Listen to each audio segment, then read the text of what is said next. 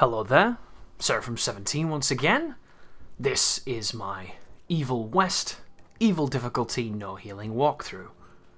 This is Chapter 14, A Son's Duty, and we're moving into one of my favourite stages in the game. I love the train yard. Not quite the train level I was hoping for, but who knows, maybe the train's in another castle. Also, in the previous video I was talking about the idea that because they use the same settings in locations in spite of them being different, it does sometimes feel a little bit like asset reusing. And I have no problem with reusing assets. I think it's something that's smart, especially for smaller teams. And if you do it the right way, I think it can be very effective. But it's interesting how you can work with something that I like to call inherited fatigue. And it's kind of a Ubisoftism that you notice. When Ubisoft changed all of their UI to essentially be the same font and the same style and the same creative direction, you would play new Ubisoft games, but you'd feel like you'd already put 60 hours into them, and all of the tedium that you remembered and all of the bad things that had grown to take over the good in your mind would then be immediately projected onto this new game you haven't played, but you would feel the fatigue as if you had. And I always found that to be really unfortunate for those games, because it's not their fault that they followed the same design ethos. You know, they were vastly different games, and they got judged similarly because of cosmetic similarity. Or similarity, I should say, not simularity. It sounds like a simulacrum then.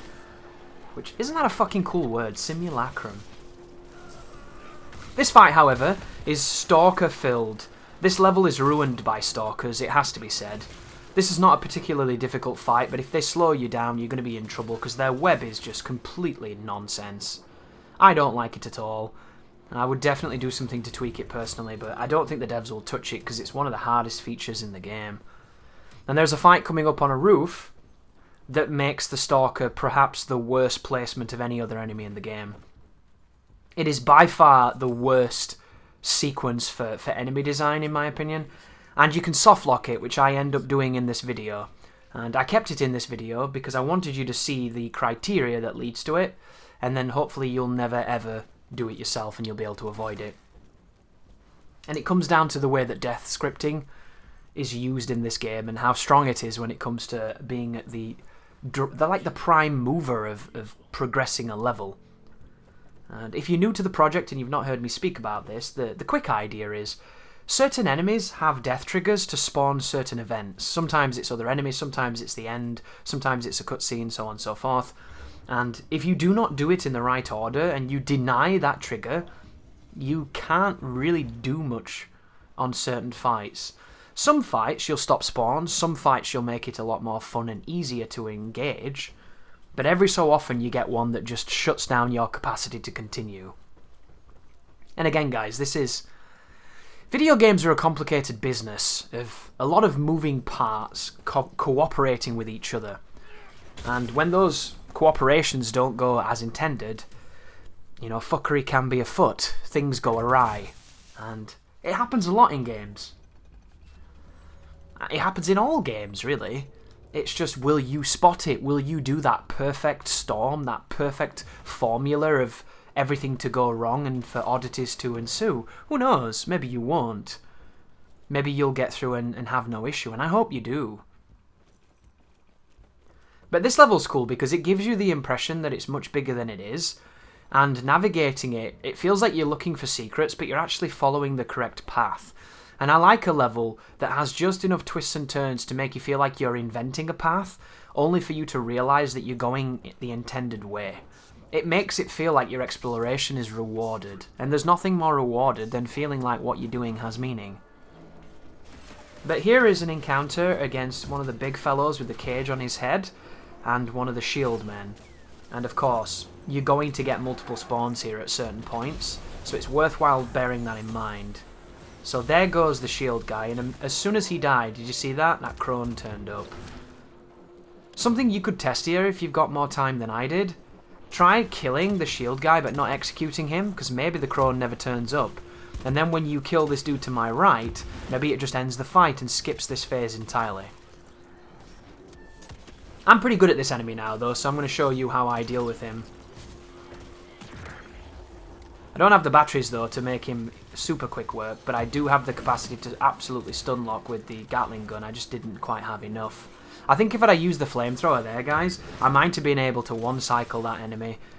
Flamethrower for the full stun, swap into Gatling for the kill. I think it would have been enough. Again, though, you just have to shoot the X twice, then he's going to do his B dodge, then you shoot him for the stun, and then you kill him. And I'm going to do it here. Right there. And unfortunately, I trade with a B, but it's not the end of the world. One of this enemy's weaknesses is if you go under him, because then he can't fire the Bs at you, and he has to move to shoot you. So you can constantly chase his tail, and you'll shut him down. But do you notice that when he died, we have this spawn of the standard enemies now? All of this is connected. That's how the game is programmed. Oh, whoa, I whiffed on my uppercut. Damn, that was unfortunate. That was dangerous, too. Gotta be careful, guys. Spacing and timing are very important. Like, it looks easy to just spam uppercuts, but every so often, if you're not doing it right, you gotta be a little careful. And it's interesting watching this as well, because I know so much more about the game now than I did when I was playing this. Like, I'm such a better player now than I am in this video, and it isn't even that long ago, but it just goes to show how quickly you develop when you understand the game better. Anyhow, the fight's over. Let's move on. Shoot some TNT. Go through, pick up some treasure. There's only 3 levels left now, guys, and then you're at the end. And depending on whether or not you've been enjoying it, or if you're just playing it for trophies, you can call it a night and move on to something else. I'm still wondering what they're going to do with this game. I keep checking Steam to see if they've mentioned anything, or checking Twitter, and it's just come out, so I don't expect anything too soon, but that cosmetic in the shop really bugs me. It bugs me because it's a dark precedence, isn't it? Are they just going to pull out a bunch of exploitative palette swaps for Jesse? Because I wouldn't be averse buying a costume if the outfit looked good. Like, I'd love some cool outfits for Jesse. I think he looks cool. I'd like him to look different. I'd like to be able to wear an outfit that you aren't wearing, you know? I'd like to make Jesse my own, visually. And this is the type of stuff that used to be in games, but we've lost it now because everybody wants to sell it you. And that's what's so interesting when you play something like No More Heroes. No More Heroes is a very odd game with some strange choices, but there's an option to pick your t-shirt in that game, and the t-shirts are quite diverse. The t-shirt you choose to wear is like a representation of what you want to express in that game. And it's a nice touch. It's a personable touch. People like personable touches, you know. It adds personality. It allows you to imprint better and to be affected by it. It builds that like empathy bridge. And now we get an upgrade for the grenade, or the dynamite as it's called. And this upgrade's actually really good. It's called Lightning Tornado. Through here is a super HP, which I'm going to avoid because it makes it easier to die when I don't have lots of hits, when I want to make a clean fight. But we haven't been doing too many clean fights for the rest of this guide here. A lot of this has been no healing and not no damage, because you just get hit so much by small things and have to reset a ton. And I don't know if I've mentioned that, guys, but when a game doesn't have a quick retry, I don't really like retrying, because I find it really tedious. If this game had had the ability to pause and retry immediately and it was quick, I would have done way more of the fights in this walkthrough as no damage than just simply no healing. But because I was under some time restrictions to do this, because I wanted to get the videos out quite quickly, which I pretty much failed to do, I didn't want to waste more time than I was already spending. Because learning a game takes time. Being competent takes time, you know? And I don't want to just put up my first gameplay. Which is ironic, considering this is the first time I've seen this level, and this is the first time I've done this fight. But, you know, like, I don't want to just throw up the refuse of my early impressions. It's not who I am, it's not what I do on YouTube. I'm not averse to it, it's just not my particular brand at the moment. You know, I want my gameplay to be fun to watch if I can make it. I want people to be able to resonate with it and hopefully learn something. And even if you don't learn anything, and even if you don't like watching it, maybe there's something in the commentary that keeps you here.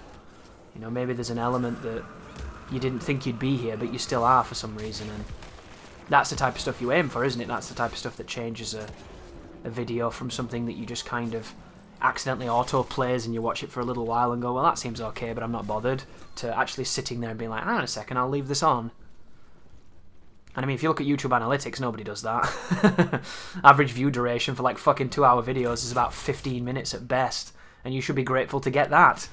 Because it's usually like 6 minutes and then people turn off. Like, it's funny, isn't it? Imagine, like, my Halo Infinite guide is 6 hours long. 6 hours long for a person to watch it for 6 minutes and turn it off. Just imagine, have you ever talked to yourself for 6 hours, guys? It's fucking hard.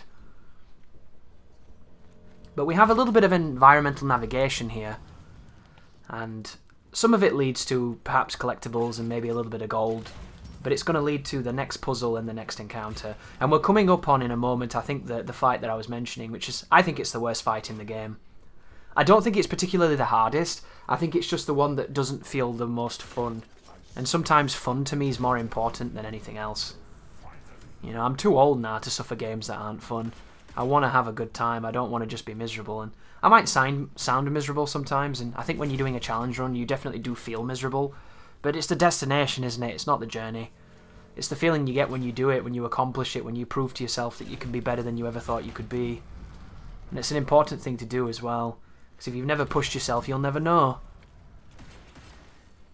But again, if you've just stumbled upon this video and the spiders are off-putting, you can turn them off. They're entirely atmospheric. And there is an arachnophobia feature that just gets rid of them, which I think is a really nice touch.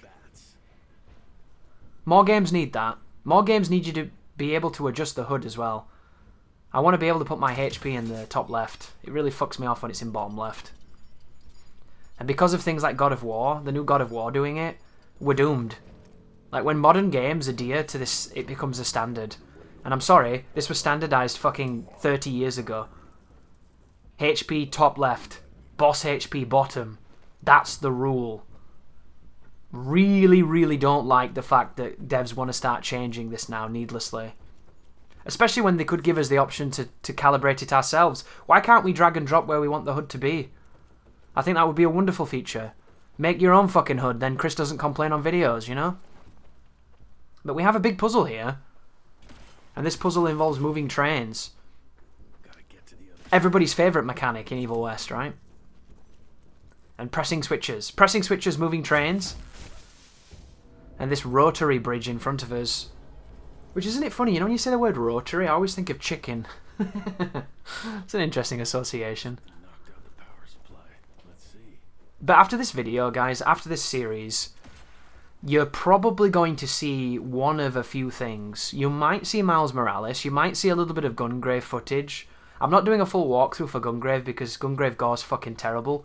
And the game is a pain in the ass to even play, let alone actually make a project of. But I want to bring some gameplay to the channel because I really like Gungrave 1. And I now officially dislike more Gungraves than I like, which is a sad statistic. But that's just because the first game was the only game that understood it. You know, they did it right with that first game. It had the aesthetic, it got the visuals nailed, it got the story nailed, it got the pacing nailed, it got the levels nailed. And then ever since, like, what if we turned Gungrave into a 30-hour game? That sounds like a 30-hour orgasm, and at that point, you're going to be in absolute agony. And that's pretty much the best blurb I can give Gungrave Gore. It's absolute agony. And it's sad, too, because it could have been so good. And I think the real issue with that game is not necessarily that it is a bad game. I think people will enjoy it, especially if you turn your brain off and you don't expect quality. I think it's bad because it could have been so much better. And it makes me sad, that. Because nobody wants that game to be better than me. And I know I could make a good Gungrave, and that is a bad Gungrave. Like, it just doesn't understand it, you know? It doesn't understand what it is. It doesn't respect the source material. It's just shit. But we're pushing minecarts, and that's what you really want to see, right? But yeah, Miles Morales is going to be on the channel at some point. Gungrave's going to have something happening at some point. We have Callisto Protocol in less than a week. You know that's hitting the channel. I cannot wait. And then there's also the Metal Gear Rising project that I've done, which is kind of a celebration going back to the game 10 years later. And it is a incredibly grueling and brutal challenge run that you can do yourself if you want to suffer. And there's a couple of safeguards I've put in there to make it more enjoyable for a person that doesn't like some of the lamer aspects of that game. And hopefully some people will give it a go. The problem I'm facing at the moment, guys, because I'm doing all the prep for it currently, is that the name of it is something the YouTube algorithm doesn't like. Because you might not know this about YouTube, guys, but there are certain words that the algorithm deems as inappropriate, and it can hurt anything associated with it. Because it can mean that it ends up getting an adult rating, and it can end up not being shown to a majority of your audience because you might have a younger audience. It can also make it so that it's just completely not suitable for ads because the advertisers don't want their stuff being put on something that is risky or controversial. And you might be thinking, well, what the hell could possibly be that risky and controversial about Metal Gear Rising? And it's just the fact that I want to call this run Fox Die. And anybody that knows Metal Gear Rising has an understanding of what that means. It is a significant part of the mythology there. And I think it's a cool name, a Fox Die run, right? But because it has the word die in it, it hurts the channel and it hurts the videos. And I'm really attached to it because there's even parts of the run where you've got to do things that are kind of influenced by that. And the only thing I can really think of is calling it that, but not saying it so that when I do the commentary, it doesn't pick up on the word and hurt the video, and not putting it in the naming convention, because then YouTube will see that it has the word die, it will associate it with death, it will think it is negative or in some way a bad video, and hinder its performance. So I'm tempted to call it Fox Alive, which is another thing from the series, you either know it or you don't. Even though it's not going to be called that, and you guys know it's not going to be called that, and the graphics that I've created are going to call it what it is, which is Fox Die. If I say Fox Alive, this whatever that filter is that YouTube has that picks up on these words, like swear words and sensitive topics, won't be triggered. And if I don't put the word die anywhere on it, it won't trigger the other part of the algorithm as well, and then hopefully that video will hit your sub feed instead of being buried. But I'll keep you posted. And this is the worst fight in the game right here, guys. This is not even remotely close to an enjoyable experience, and it's all because of the man on the roof. So the Stalker on the roof, once you shoot his first weak point, will be pushed back so much you can't physically shoot his second weak point, so he's just going to shell you repeatedly. And all of the web that lands stays there. So if you go over that part of the room and you touch it, your mobility is going to be affected. And you have to deal with one of these wasp crones and this monster that's with it. And of course, this particular eggy mage protects the enemies in the room. So you can't even hurt the fodder until you deal with that guy. And it's just bad. Movement being affected, shields, two of the worst enemies in the game together doing what makes the game really fucking miserable. And then there's multiple waves coming after this as well. But here's how you avoid the softlock. Do not kill the Stalker on the roof. Stop him from shooting you if you can. Lower his HP to a decent threshold, but do not put him to an execution, sorry. If you do that, he won't jump down. And if he doesn't jump down, you'll never win. And right now, the game is glitching out because he's struggling to jump down. He's supposed to jump on me right now, but the game's having problems. And there it was. Those two guys dropped down, but he can't. He's in a perpetual state of fucking up. If this happens, it might be worthwhile restarting the fight. Because it's not going to get any better. Luckily, I can show you this and you can see these signs, and if you see them on your own game, you can avoid them. Because this is not a very difficult fight, it's just the fact that it's glitchy, that it affects mobility, and that it combines two enemies that probably should never be together. And it's long too, because there's a lot to do here. But it's not too bad. I just hate it. Again, it's that thing, you know. I disagree with this fight because I think it's badly designed. And when I think something's badly designed, I don't want to do it. Like, life is too short to suffer shit design. But he's nearly dead now, and this guy's going to do his thing. I have no idea how that happened, but there you go. And again, if you leave him in an executable state, it might not trigger the enemies that are about to turn up now. Because I'm going to get mobbed soon by some of those explodey guys. I'll just kill this guy. There we go, he's dead. And now the spawn's going to happen where all the little minions turn up. And then it's just me and him. Me and him and the little minions. There they are. I see the arrow. That tells you that they've just turned up. And he can't get off the roof, guys. He's completely stuck. He's not a threat. He's not going to shoot at me. He can't shoot at me. He's just going to try and get down, and he doesn't know how. So my game right now is effectively soft-locked because he can't get off the roof. And I don't know if you give him the opportunity and you move around and you bait him, maybe you can get him off. But I'm going to shoot him here because I thought I had a really sneaky way of finishing the fight because he can't move. But all I did was make it so that this fight was impossible to win. But I kill everybody, and that's the end of the encounter, but the game never continues because I can't execute him and the trigger's tied to it. And I'm curious if there's anybody out there, if you're a game designer or a developer or even just in the industry in some way, what do you think of something like this? Is this the type of thing that you think should have been caught? Is this the type of thing that just kind of slips through? What would you do if you were in charge and you saw this? Would the impetus to be immediately to rectify what's going on? Because I'll tell you right now, if I was on the QA team, not only would they have been getting emails every day about why this fight should be changed, but I think I would have found this. But who knows, maybe I would have been on a different team. Maybe they would have said, Chris, you need to go into that level and try and get stuck on every piece of geometry, and I wouldn't have been able to fight this guy and learn this. But to give you an idea, guys, this is my first fight against this monster, and this happened. Like, this is not like 5 attempts and it was 1 in 5. This is 1 in 1. And I can't win now, so you're going to see a crossfade to the end of the fight, because I had to do it again. But what can you do, you know? Video games. Sometimes they love us and sometimes they hate us. But this is cool because this is another like stock area filled with trains and girders and whatnot and coffins. And you get to do a little bit of a puzzle which is not as directly obvious as some of the other puzzles because you have to pick the correct ladder, which I really like. And it's just a navigational puzzle that makes you think you're going to be pushing minecarts around, and heaven forbid I don't think you do push too many of them. But we have a boss coming up, guys. It's your father. And he does not fight like any other boss in this game. It's quite interesting. I think he should have been the final boss.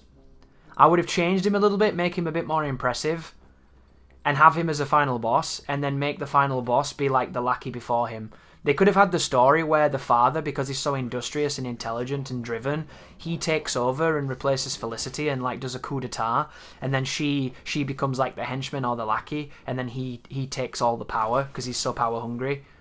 I think that would have been really cool because he's essentially a rival fight in this game, but they didn't quite do him right. And they were so close too. They were so close. He has a lot of tools that are similar to yours, but then they gave him all this weird shmup bullshit that he didn't need.